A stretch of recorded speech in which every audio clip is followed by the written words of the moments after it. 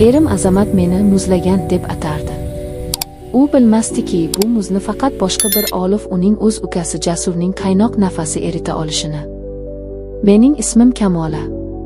Turmush qurganimizga 7 yil bo'ldi. Dastlabki yillar sevgi bor edi. Ammo qachon, qanday qilib u so'nganini bilmayman. Erim Azamat men uchun sovuq toshga aylandi. Ishdan charchab kelganida mendan ko'ra telefonini quchoqlardi. Savollarimga him yoki yo'q deb javob berardi. Eng yomoni kechalari edi. U menga orqasini o'girib uxlardi. Oylab menga teginmasdi. Men o'zimni keraksiz, qurib borayotgan bir guldek his qilardim. Ayolligim mening ayolligim poymol bo'layotgandi. Bir kuni erim uzoq safarga ketdi. 3 oyga. Uyda men va uning 22 yoshli ukasi Jasur qoldik. Qaynonam boshqa shahardagi qizlarnikiga ketgandilar. Jasur u akasiga umuman o'xshamasdi. Hayotga to'la kulib turadigan hazilkash yigit. U meni kelinoyi derdi, lekin bu so'z uning tilida hurmatdan ko'ra ko'proq mehr bilan eshitilardi. Erim ketgach hovli huvillab qoldi. Ammo Jasurning borligi bu huvillashni to'ldirardi. U menga e'tibor bera boshladi. Erimdan yillar davomida ko'rmagan e'tiborni. Kelinoyi, charchadingiz, keling, men o'zim yordam beraman deb og'ir chelakni qo'limdan olardi. Kechqurun men uchun ataylab choy damlab, issiqroq kiyinib oling, shamollab qolasiz, derdi. Bu oddiy so'zlar mening muzlagan qalbimni erita boshlagandi. Avvaliga qarshilik qildim. Bu noto'g'ri, u qaynim deb o'zimni urishardim. Ammo yolg'izlik, mehrga chanqoqlik mening barcha himoya devorlarimni qulata boshladi. Men uning uchun chiroyliroq kiyinadigan, yuzimga pardoz qiladigan bo'ldim. Men uning nigohini his qilishni xohlardim. O'sha tun, hayotimni ostin-ustun qilgan o'sha kecha. Tashqarida kuchli yomg'ir yog'ardi. Chiroq o'chdi. Men qorong'ulikdan qo'rqib oshxonada sham yoqib o'tirgandim. Jasur kirib keldi. "Qo'rqmadingizmi, kelinoyi?" dedi u pichirlab. Uning ovozi negadir bo'g'ilib chiqdi. "Yo'q, qo'rqmadim", dedim qaltirab. U menga yaqinlashdi. Shunday yaqin keldiki, men uning yosh, kuchli tanasidan taralayotgan issiqlikni his qildim. U qo'limdan tutdi. "Qo'llaringiz muzlab qolibdi-ku." Men qo'limni tortib ololmadim. Yuragim gupillab urardi. "Jasur, bu gunoh." "Gunoh nima?" dedi u menga tikilib. "Akamning sizdek ayolning qadriga yetmayotganimi? Yoki sizning baxtli bo'lishni istayotganingizmi?" Men sizni xohlayman, Kamola." U ismimni aytdi. "Kelinoyin emas, Kamola." U egilib lablarimdan o'pdi. Bu mening butun vujudimni titratib yubordi. Bu erimning sovuq, majburiy o'pichlari emasdi. Bu otash edi. Men qarshilik qilmadim. Men bunga muhtoj edim. Qo'llarim beixtiyor uning bo'ynidan quchoqladi. U meni ko'tarib oldi. Men yengil qushdek edim. U meni o'z xonasiga olib kirdi. "Qo'rqmang, men sizga faqat mehr beraman." O'sha tun men yillar davomida unut bo'lgan ayol ekanligimni esladim. Uning teginishlari, uning ehtirosli pichirlashlari. "Siz muzlagan emassiz, siz olovsiz." U mening tanamni shunday ehtiros bilan o'rganardiki, uning har bir teginishi men uning quchog'ida o'zimni ham gunohkor, ham dunyodagi eng baxtli ayoldek his qilardim. U meni ko'tarib oshxona stolining ustiga o'tkazdi. Uning qo'llari ko'ylagimning tugmalarini shoshqaloqlik bilan yecha boshladi. U ko'kraklarimni shunday ehtiros bilan o'pardiki, men ingrab yubordim.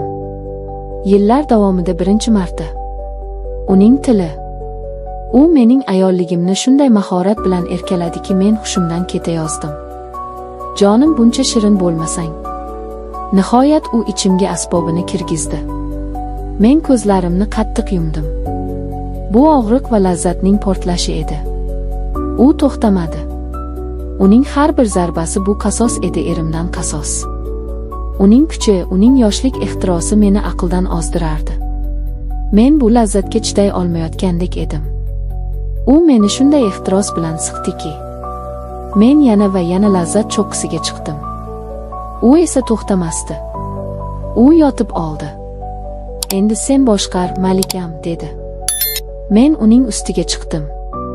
Har bir harakatimda o'zimni yana ayoldek, yana tirikdek his qilardim. Uning vujudi oxirigacha kirib chiqardi. Bu safar biz birga portladik.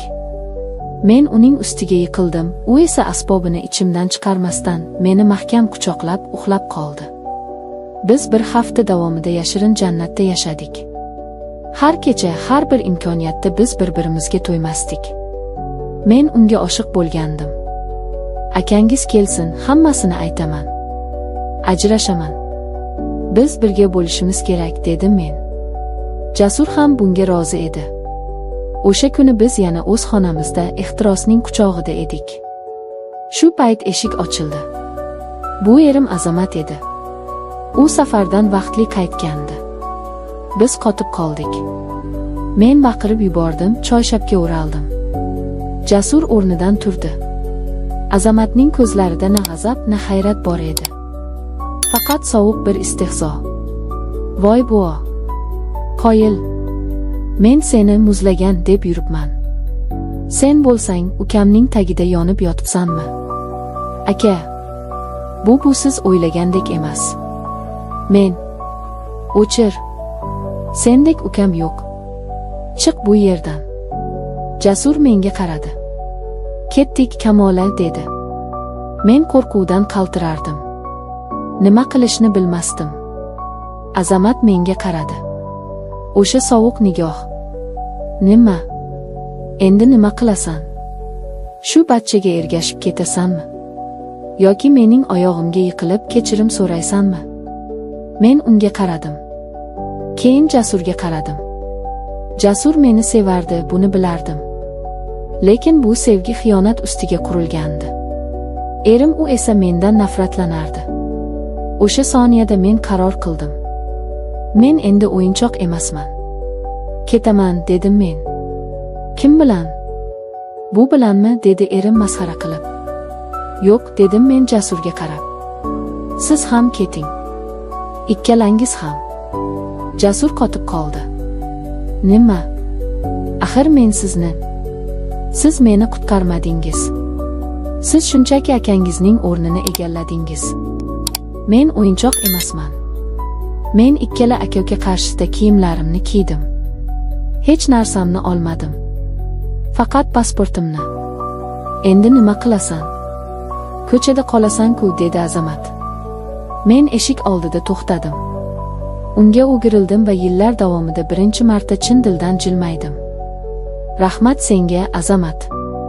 Agar sen shunchalik sovuq bo'lmaganingda, men hech qachon o'zimdagi bu olovni topa olmasdim. Men endi muzlagan emasman. Men ozodman. Men eshikni yopdim. Ularning ikkalasini ham gunohkor va hayratga to'la o'tmishimda qoldirib, yangi, noma'lum, ammo o'zimga tegishli bo'lgan hayot sari qadam qo'ydim.